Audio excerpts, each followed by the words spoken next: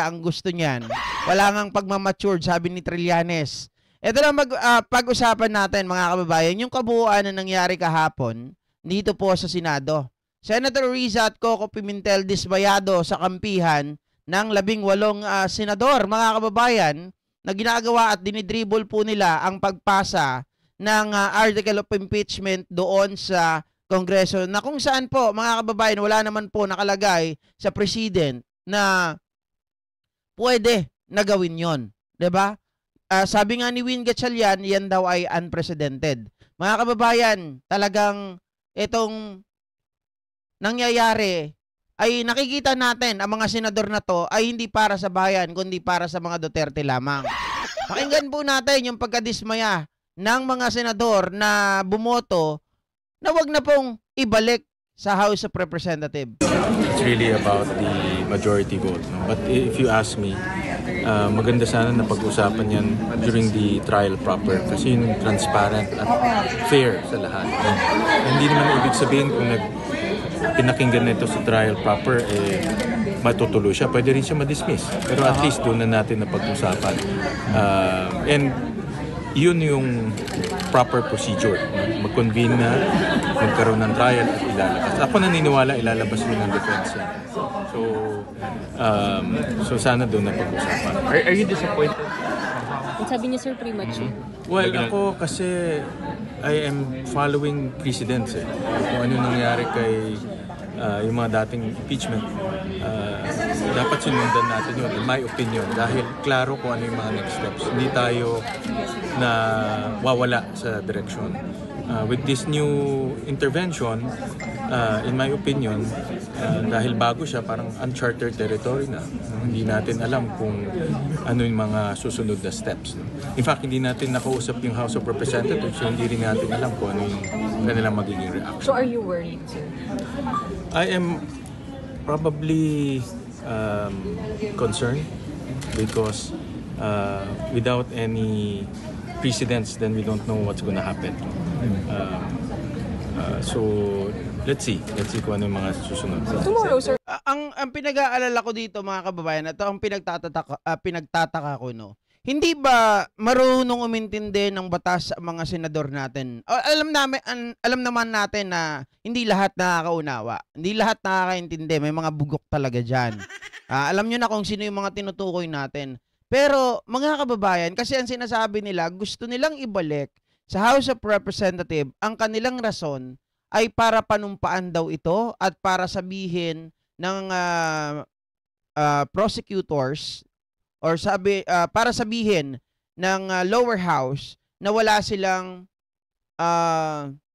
tawag dito nilalabag sa konstitusyon. At ay gusto rin mangyari ng mga senador na to, mga kababayan, ay bukod sa panunumpa, 'di ba? Bukod sa panunumpa, gusto raw nilang malaman na ang mga House panel of prosecutors natin, sila din daw ay handa pa ba sila? Ready pa ba sila? O sila ba ay interested pa rin na matuloy ang trial ni Sara Duterte? At kailangan daw nila ng signature, mga kababayan. Again, unang-una, hindi na kailangan gawin yon na mag-sign pa ang mga kongresista natin. Bakit kanyo? Unang-una, sa article of impeachment, naka-affix na doon yung mga pirma ng mga kongresista natin. So therefore, mga kababayan, nonsense yung kanilang gustong gawin. 'Di ba? Hindi mo na kailangan, naka-affix na eh. Bakit papapirmahan mo pa? So para saan yung pagpirma nila doon sa tinatawag nating article of impeachment? Bakit naka-attach doon? Kung kailangan mong ibalik ulit. Ano to? Kailangan i-confirm nila via pirma ulit, baka mamaya peke yung pirma? 'Di ba? Ganun ba yung gusto nilang mangyari? Hindi, gusto lang namin makita. Baka yung pirma kasi iisang tao lang yung pumirma. Ulol. Mga gawain nyo yun. Gawain ni Sara Duterte yun. 'Di ba?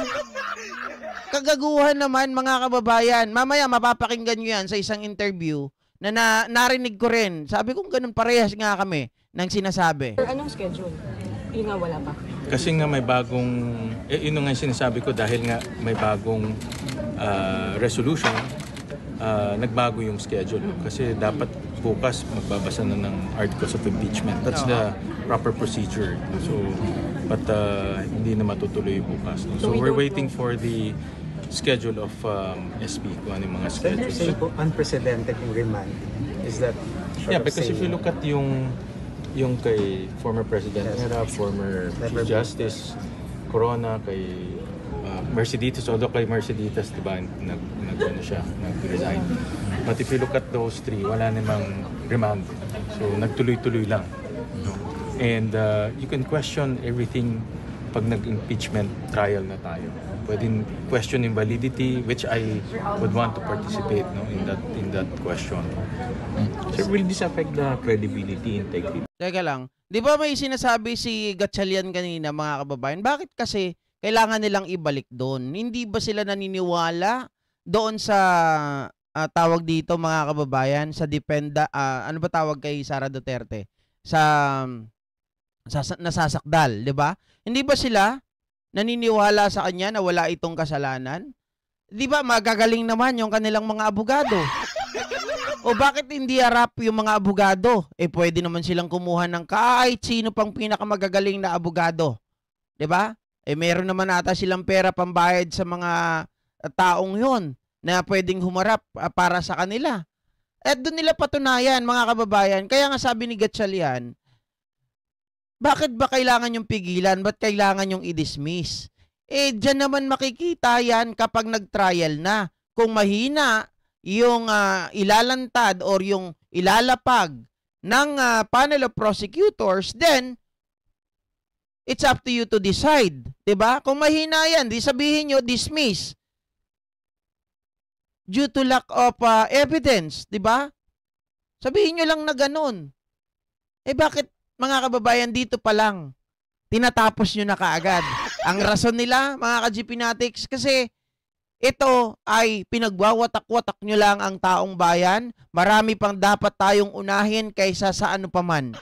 Patay tayo dyan. Kapag yan ang naging rason ng mga senador natin, mga kababayan, mga ka-GP Natics, wala nang magnanakaw na mapaparusahan. Lahat yan. Tatawanan lang tayo, lahat yan, mga kababayan, patuloy na magnanakaw, patuloy na gagawa ng krimen pagdating sa bagay na sila po ay nakaupo. Hindi nyo na yan kayang pigilan. The reputation ng Senate. It really depends kung ano yung mga next move. Hopefully walang delay. Narinig ko naman na nag-issue na ng summons. So ibig sabihin ang court will take jurisdiction over the defendant. So nakita ko kanina nag-issue na rin ng mga iba pang mga communication. So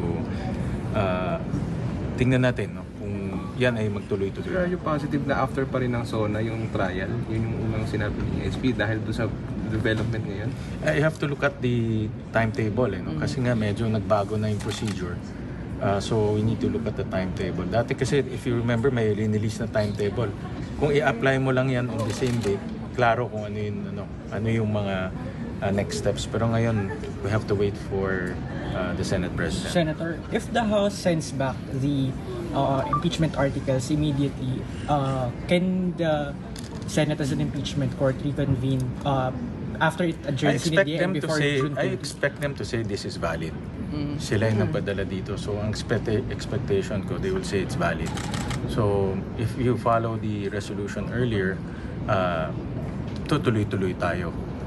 And then may second, kanina yung number 2 is they will have to send a communication about the 20th Congress. So I think that will apply by the transition, kasi may transition time between 19 and 20 and that will apply during that time. I think that's end of the month. So sir, pwede pa rin magsesyon ang Senate under the 19th Congress? Let's say Thursday, Friday, kahit nag-adjourn na kayo? You mean the impeachment The court? impeachment court. Once they send back the Kung mayari bukas May- ibalik na agad nila The tapos way I understand it, may dalawang conditions. Number 1, yung kanilang certification. Number 2, yung letter na tutuloy sa 20th Congress. So that letter will be applied at the end of this month. At the end, Pero palagay ko naman mga kababayan, as I understand, talagang tutuloy at tutuloy ito sa 20th Congress. Hindi po ito matitigil mga kababayan dahil hindi po rin titigil ang taong bayan. Kaya nakikita ko, kahit yung side ni or stand nitong si Chis Escudero ay matutuloy talaga. Even Amy, sinabi niya rin kagabi na ang kanilang sa pantaha, ang kanilang agam-agam ay talagang matutuloy na ito sa 20th Congress. Kung wala naman talagang kasalanan bakit ayaw niyong payagan, pilit niyong pinipigilan? Diba? of this month kasi magta-transition na. But ang argument naman kanina, dahil nga may 10 days, may 5 days, aabot naman sa ganun. No? Yun ang argument kanina. Pero sir, hindi makukomply yung number 2, condition number 2, because hihintayin yung communication ng 20th Tama, Congress na yeah. existent So, pa yun. so the effect sir talaga is 20th Congress na siya. So that's Yun the ang, effect of the yun ang number 2. nakasulat sa resolution na dapat, hindi ko na matandaan yung exact Na the wording. the House must communicate that. So maliwanag na ngayon mga ka-GPnatics, yung mga nasa 90th Congress ngayon na pabor-pabor, yung sabihin natin, mga tatakbo sa 2028 election, ayaw nilang hawakan yung impeachment trial because mga kababayan ay gusto nila na hindi ma-implicate yung kanilang mga pangalan dahil natatakot sila na kapag sila po ay tumakbo sa 2028 ay walang bumoto sa kanila. Diba? Kaya ngayon, the only way na sila po ay umiska po at hindi umawak ng impeachment trial, ipasa sa 20th Congress. O bahala na kayo dyan, kaming graduate. Dito muna kami, ayaw namin madamay dyan. Kaya ganon. Ang iniisip nila, i-remand natin para pag umabot sa oras na tayo ay sikip na, wag na tayong mag-session, wag nang pag-usapan ng impeachment trial, lipat na agad sa 20th Congress. Ganon.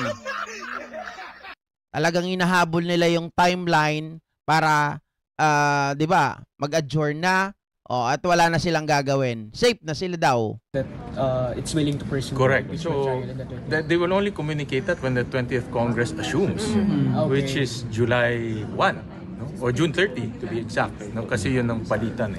No? So, they will have to communicate. But of course, ang House may sarili rin silang dynamics. Diba? Wala pang speaker at that time. Diba? Wala pang leadership. Marami, nagbubuo pa lang sila doon. No? So, realistically, makapadala sila ng letter dito pag buo na sila, which is mid-July to end of July. So, ibig sabihin, hindi pwedeng yung first lang yung mamit mo, sir, dapat dalawa? No, dalawang condition. Dalawa dapat. Dalawang condition. That's the way I understand it. Yeah, that's why yung proposal ko nga, kung ituloy lang, tapos yung mga tanong na yun, sagutin sa trial, proper, then tuloy-tuloy lang tayo. Tuloy-tuloy lang tayo. That's my proposal. Sabi ni Mama Lucy Ackerman, nakaka-prostrate ang mga senators natin. Dinedelay napakatagal, pinapaikot. At tayo, hindi sila magkasundo kung magkukonvene o hindi. Nanumpa na, tapos ngayon gusto na namang ibalik sa lower house.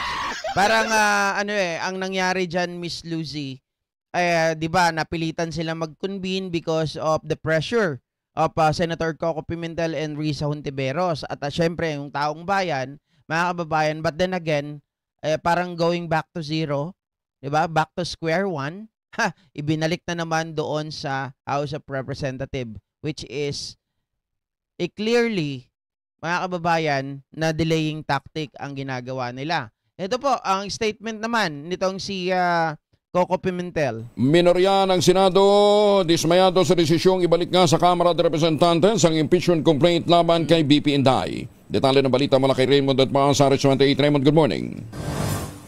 Hindi tinago ng mga miyembro ng minorya sa Senado ang pagkadismaya sa desisyon ng mayorya na i-remand o ibalik sa Kamara de Representantes ang impeachment complaint laban kay Vice President Sara Duterte.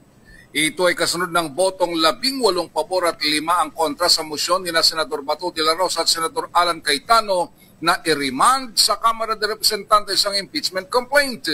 Ayon kay Senate Minority Leader Aquilino Coco Pimentel III, isang malungkot na gabi ito para sa Senado. Sabi ni Pimentel, kung meron mang saving grace ay ang summon na ipinalabas ni Senate President Chis Escudero bilang presiding officer kay VP Sara. To tell you frankly, yan lang yung saving grace talaga, mga kababayan. Bakit kanyo? 'Di ba? Ito ay kino-question pa ito ni Senator Bato de la Rosa. Remember yung sinabi niyang ganon? Magbibigay ng summon or subpoena dito kay Sara Duterte at kailangan ito ay sagutin within 10 days. 'Di ba? 'Yon, mga kababayan. Pero yung tinatawag nating article of impeachment ibabalik na doon sa House of Representatives.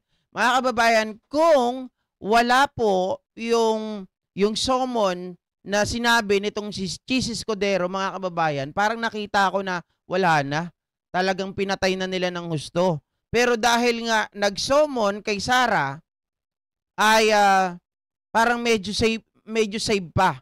'Di ba? Kasi kailangan yung sumagot. Ang problema dito, mga kababayan, dahil nga may pagkabaliw-baliw ang mga ito, o sabihin natin na syempre, dahil nga nandiyan yung mga kaalyado nila, pag sila sumagot, ide-delay din nila yon at ko-questionin rin nila nasaan yung attachment.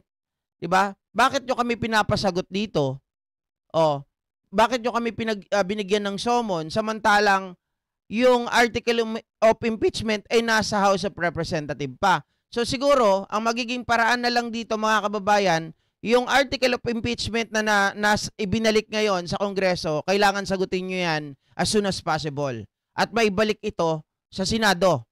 Para nang sa ganun, pag na-transmit yan ulit sa Senado, mga kababayan, wala nang way para sabihin or wala nang alibi si Sara Duterte para sabihin na wala namang attachment, ba't kami sasagot? 'Di ba? So kailangan ng House of Representatives na magpakita na rin kayo ng interest, na kailangan sumagot na rin kayo sa mga bagay-bagay para nang sa ganun hindi kayo yung naituturo, ipakita nyo or iparamdam nyo sa taong bayan na kayo ay interested, mga kababayan, to continue the impeachment trial against Sara Duterte. 'Di ba? Para malaman din at na kayo ay interesado for her to be accountable doon sa mga ibinibintang sa kanya. Yun lang ang paraan. Na kailangan pa rin niyang sagutin sa loob ng 10 na gabi ito para sa Senado. Sabi ni Majority Leader Aquilino Coco Pimentel III, isang malungkot na gabi ito para sa Senado. Sabi ni Pimentel, kung meron mang saving grace ay ang summon na ipinalabas ni Senate President Chis Escudero bilang presiding officer kay VP Sara na kailangan pa rin niyang sagutin sa loob ng 10 araw. Nauna nang nagpahayag ng pagkadismaya si Senador Risa Hontiveros sa resulta ng botohan dahil malinaw umunong pinaikutan lang ng mayorya ang kagustuhang maibasura ang impeachment complaint. Ang tatlo pa nilang kakampi ay sina Senador Nancy Binay, Senador Grace Poe at Senador Sherwin Gatchalian. Narito si Senador Coco Pimentel. Basta kami no, wala kami responsibility doon sa ambiguous motion na yun. Kung ano man ang effect nun, sila ipa-explain natin. But this has been a very disappointing night for the Senate. Para sa mga kakampi ng mga Duterte, sinabi ni Senador Bato de la Rosa na panalo niya ito sa kanilang hanay dahil pinabura ng kanilang mosyon. Samantalang aminado naman si Senador Amy Marcos na tatawid na sa 20th Congress ang usapin ng impeachment complaint laban kay Vice President Sara Duterte. Yan naman ngayon ang agam-agam ng mga 18 na senators na kumampi sa pagbalik o pag-transmit ulit ng article of impeachment doon sa Kamara. Mga kababayan, dahil nakikita natin dito, hindi ko alam, medyo hindi ko mabasa talaga si Escudero dito, mga kababayan. Or ito ba ay mga leeway na lang ba ng kanilang kampo para hindi po sila maputukan ng todo na nagbigay sila ng summon kay Sara Duterte? Kasi mga kababayan, may mga circumstances yan may mga tawag dito, yung outcome niyan at yung mga tawag dito, consequences niyan, medyo maraming mga portion, maraming mga side na makikita mo kung ano talaga yan. Ito ba ay para sa taong bayan, para kay Sara Duterte, naglilinis lang ba ang mga senador? Ganon, yung mga nakikita ko dyan 'Di ba? Kasi nga mga kababayan, sabi ko nga kanina, pwedeng questionin ng mga Duterte Black. Bakit nyo binigyan ng summon si Sara Duterte gayong nasa House of Representative pa? Paano mo bibigyan ng summon kung walang attachment? Diba? Pwede nilang tanungin ng mga abogado rin ni Sara Duterte yun at hindi sila sumagot. So pag hindi sumagot, mga kababayan, dahil sa katanungan na yon, nako, delay na naman. Yun ang nakikita ko na isa. Delay na naman. So kailangan sumagot talaga agad-agad. Dapat dito i-apply natin yung for to with sa mga kongresista natin. 'Di ba? Para nang sa ganon, mga kababayan, hindi makapagsalita ang kampo nila Sara at hindi nila ma-ignore yung summon. Ang problema naman, ganire, kapag halimbawa, minadali ng House of Representative, o sige, sagutin na namin, nasa amin na yung article of impeachment, manunumpa na kami, magsasign na kami na wala kaming inilabag. Pag-transmit naman pabalik sa Senado, mga kababayan, ang tanong dyan, uupuan ba o gagalawin ba ang baso kaagad ng Secretary General? Diba? Yun ang magiging problema dyan eh. Baka mamaya tumagal na naman sa kanya, hindi agad ibigay sa Senado. Hindi agad ibigay sa Senate President, mga kababayan. Delay na naman. So maraming mga delaying tactics na pwede nilang gawin dito. Ano ang pwede natin gawin? Sumigaw tayo ng sumigaw. Ang kailangan natin, paingayin natin. 'Di ba? Kung sakali na naibalik na ng House of Representatives, biglang bibitinin na naman ng Secretary General ng Senate, bibitinin na naman ng Senate President, patay na tayo. Wala nang mangyayari talaga kapag ganyan, mga kababayan. Dapat talaga sumigaw na tayo, dapat talaga magsalita na tayo na i-abolish na yung Senado kapag ganyan ang mangyayari. 'Di ba? Yun ang maliwanag. Kasi alam ko yung style nila Sara eh. Ang style nila Sara, kapag may lusot, lulusot. 'Di ba? Kapag may butas, lulusot yan, pilit, mga kababayan, isisiksik. Kahit ang pinakamalaking ulo ni Bato, isisiksik yan sa butas ng karayom. Makalusot lang sila. Oo, totoo. Grabe ka naman, GP. Napaka-exaggerated mo naman. Ulo ni Bato, ipapasok sa karayom. Ganon sila kadesperado. Kaya, kinita ko na hindi basta-basta sasagot ang panig ni Sara Duterte without the attachment. Mga kababayan. Diba? China mo. Tama, pressure is the key. I-pressure natin sila. Dapat yung mga nagrarally sa Senado, huwag kayong tumigil. Lahat tayo mga nasa social media, makikita nila yan. Kaya nga mga kababayan, yung iba, nagsasarado ng comment section. Pero doon tayo manawagan, doon tayo mag-ingay sa mga naka-open yung comment section, lalong-lalo na sana sa Senado. Mga kababayan, doon tayo manggigil at iparating natin ang ating saloobin. Diba? Grabe, ang tindi.